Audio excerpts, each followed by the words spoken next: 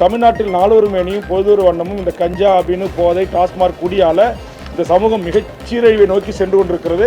தமிழக வாழ்வுரிமை கட்சி இந்த பாலியல் குற்றச்சாட்டுக்கு உள்ளாக்குற இந்த காம கொடூர்களை தூக்கு தண்டனை தருவதை ஏற்கிறேன் அப்படின்னு சொல்லி தான் நான் இந்த சட்டம் வேணும்னு சொல்லி நான் தான் இதற்கான முன்முயற்சி எடுத்தேன். நீங்கள் சென்ட்ரல் கவர்மெண்ட் உங்கள் கையில் இருக்குது, ஐபிகிட்ட கேட்டால் அண்ணாமலை நீங்கள் ஐபிஎஸ் ஆஃபீஸில் உங்களுக்கு தருவோம், அதை வாங்கி கொஞ்சம் வெளியிடுங்கன்னு சொன்னேன். அது இருக்குன்னு வச்சுட்டு பூச்சாண்டி கட்டுறங்க, வெளியிட்டுமா அண்ணாமலை? அதில் என்ன பெரிய வேதனையான விஷயம்னா, சட்டமன்றத்தில் தொடர்ந்து போராடி பேசி வாதாடி அதை கொண்டு வந்தோம் நான் தான். ஆனால் எனக்கு அங்கே அழைப்பு இல்லை.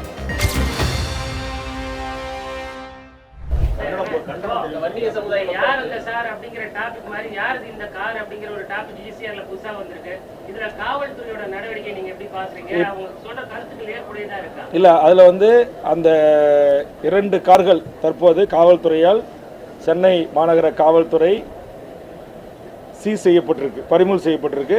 4 கைது செய்யப்பட்டு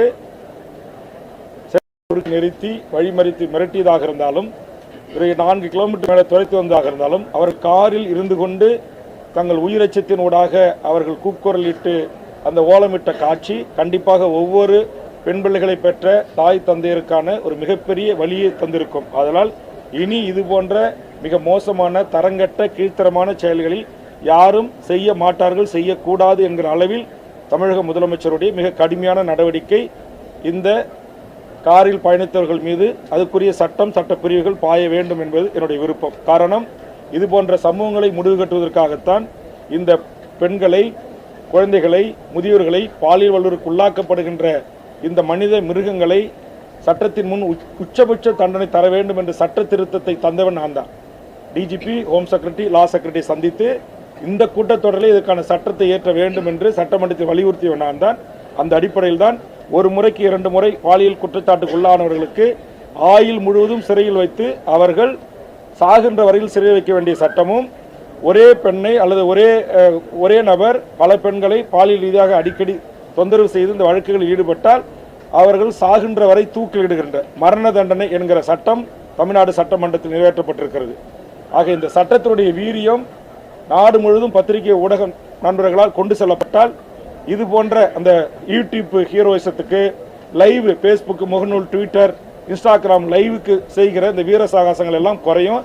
இந்த பெண்களை சீன்றதோ பெண்களை பார்க்கறதோ கண்டிப்பாக ஒரு பாலியல் பார்வையோடு பார்க்குற அதுவே கூட கண்டிப்பாக மட்டுப்படுத்தப்படும். இதற்காக தான் நான் சொன்னேன், தமிழக வாழ்வுரிமை கட்சி மரண தண்டனைக்கு எதிரான இயக்கம். ஆனால் தமிழ்நாட்டில் நாளொரு மேனியும் பொழுதொரு வண்ணமும் இந்த கஞ்சா அப்படின்னு போதை டாஸ்மாக் குடியால இந்த சமூகம் மிகச் சீரழிவை நோக்கி சென்று கொண்டிருக்கிறது. அதனால் இது போன்ற உச்சபட்ச சட்டத்தை கொண்டு வந்து அவர்களுக்கு உரிய தண்டனை வழங்க வேண்டும். தமிழக வாழ்வுரிமை கட்சி இந்த பாலியல் குற்றச்சாட்டுக்கு உள்ளாக்குற இந்த காம கொடூர்களை தூக்கு தண்டனை தருவதை ஏற்கிறேன் அப்படின்னு சொல்லி தான் நான் இந்த சட்டம் வேணும்னு சொல்லி நான் தான் இதற்கான முன்முயற்சி எடுத்தேன்.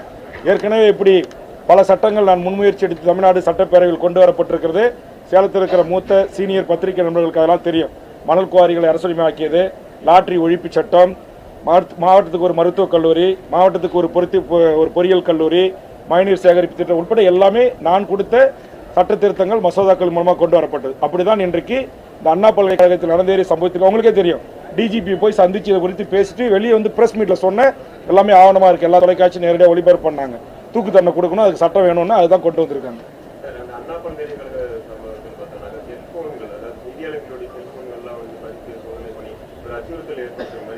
இல்லை, செய்தியாளர்கள் செல்போனை பண்ணால் அது தப்பு, அதை கண்டிக்க வேண்டியது. ஆனால் நான் உங்களுக்கு சொல்லியிருக்கேன், ஏற்கனவே எல்லா ப்ரெஸ் மீட்லையும் சொல்லியிருக்கேன், அந்த தனசேகர் என்று சொல்லக்கூடிய அவருடைய செல்போனில் கால் ஹிஸ்ட்ரி எடுத்து அது இன்கமிங் 1 மாதம் 2 மாதம் யாருக்கு வந்திருக்கு, யார்கிட்ட வந்திருக்கு, யார்கிட்ட போயிருக்கு, எது மிஸ்டு காலாக இருக்குது, என்னென்ன மெசேஜ் பரிமாறப்பட்டிருக்கிறது என்று நாட்டு பத்திரிகை ஊடக நண்பர்களுக்கு காவல்துறை ஆணையர் அவர்கள் விளக்க வேண்டும் என்று சொன்னேன். அதைத்தான் இன்றைக்கு இத்தனை நாட்கள் கழித்து அண்ணாமலை சொல்லியிருக்கிறார். அதான் நான் தான் சொன்னேன், உங்களுக்கு தெரியல, நான் தான் சொன்னேன், நீங்கள் சென்ட்ரல் கவர்மெண்ட் உங்கள் கையில் இருக்குது, ஐபிகிட்ட கேட்டால் அண்ணாமலை நீங்கள் ஐபிஎஸ் ஆஃபீஸில் உங்களுக்கு தருவோம், அதை வாங்கி கொஞ்சம் வெளியிடுங்கன்னு சொன்னேன். அது இருக்குன்னு வச்சுட்டு பூச்சாண்டி கட்டுறங்க, வெளியிட்டுமா அண்ணாமலை வெளியிட்டோம்.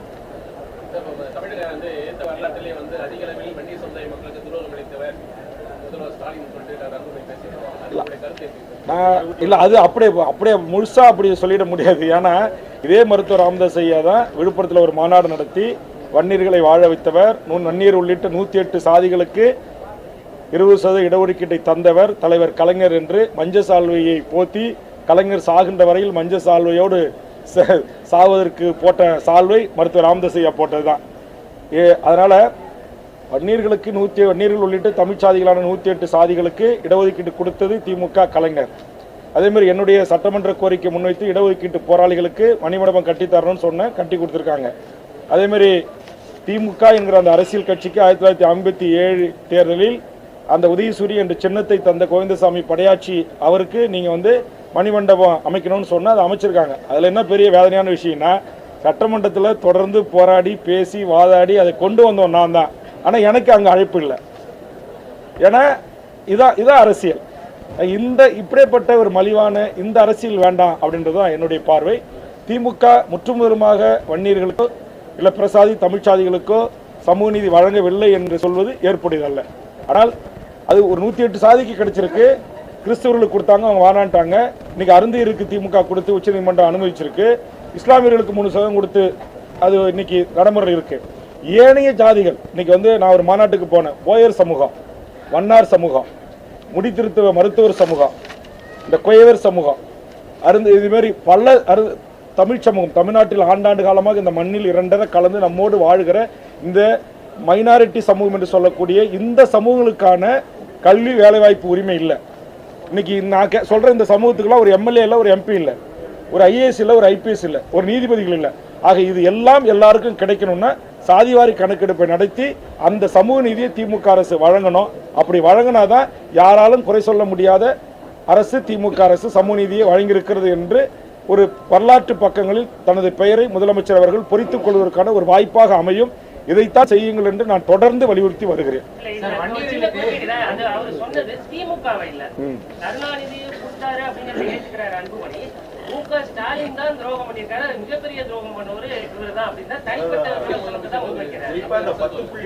அது உச்சநீதிமன்றம் இதுவரை இன்னும் கொடுக்காம இருக்காரு.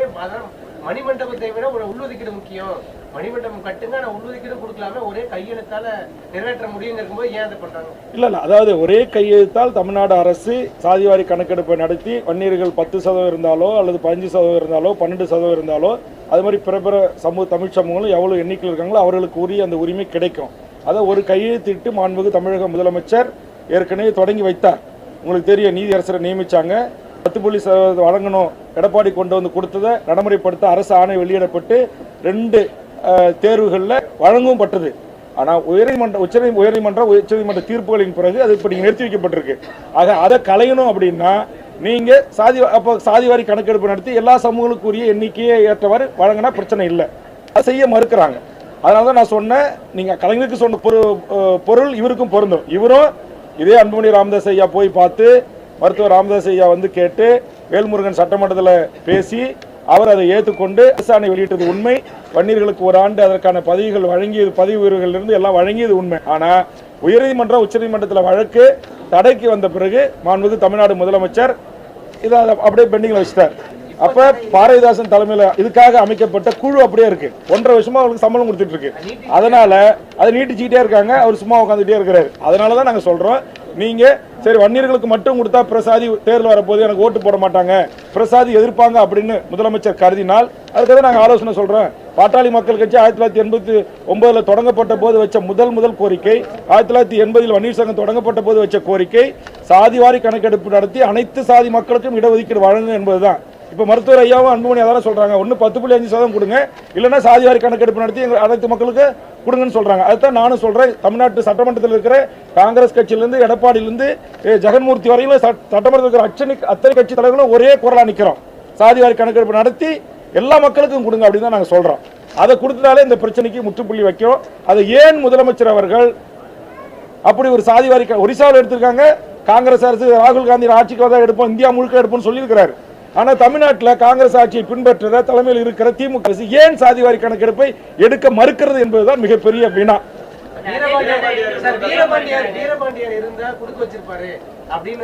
வீரபாண்டியார் என்கிற ஒரு மிகச்சிறந்த ஆளுமையின் மீது எனக்கும் மிகப்பெரிய மரியாதை இருக்கிறது, மாண்பு இருக்கிறது. அந்த கருத்தை வீரபாண்டியார், துரைமுருகன் போன்றவர், மதுராந்தகம் ஆறுமுகம் போன்றவர்கள், செஞ்சி ராமச்சந்திரன் போன்றவர்கள், இதுமாரி மிகச்சிறந்த நெல்லிக்குப்போ கிருஷ்ணமூர்த்தி போன்றவர்கள், MRK பன்னீர்செல்வத்தினுடைய தந்தை முட்ட கிருஷ்ணமூர்த்தி போன்ற திமுக என்கிற கட்சியை வடதமிழ்நாட்டில் முதலில் ஆட்சிக்கு வருவதற்காக உழைத்திட்ட திராவிட இயக்கத்தினுடைய தலைவர்கள் இன்னைக்கு பெரும்பான்மையர்கள் உயிரோடு இல்லை. ஆக நீங்கள் சொன்ன அந்த ஆளுமைகள் இல்லாததும் இது போன்ற பிற்படுத்தப்பட்ட, மிக பிற்படுத்தப்பட்ட, தாழ்த்தப்பட்ட விவசாய குடி மக்களுக்கு கிடைக்க வேண்டிய சமூக நீதி காலதாமதம் ஆவதற்கு இதுவும் ஒரு காரணம். சமூக நீதி அரசு எதை சமூக நீதி அரசுன்னு சொல்லிக்கிறாங்க, இடஒதுக்கீடு கொடுக்க மாட்டேங்கிறாங்க. அதை நான் சொல்றேன். இப்போ அருந்திற்கு கொடுத்துருக்காங்க, இஸ்லாமியர்களுக்கு கொடுத்துருக்காங்க, கிறிஸ்துவத்துக்கு கொடுத்தாங்க, அவங்க ஏற்றுக்கல. அப்போ வன்னியர்கள் விட்டு 108 சாதி கொடுத்துருக்காங்க. அதனால சமூக நீதி கொடுத்துருக்காங்க. அது முறையாக கணக்கெடுப்பு நடத்தி எந்த சாதி கோச்சிக்காத வண்ணம் எல்லா சமூகங்களுக்கும் கிடைக்கணும் என்பதுதான் என்னுடைய வேண்டுகோள்.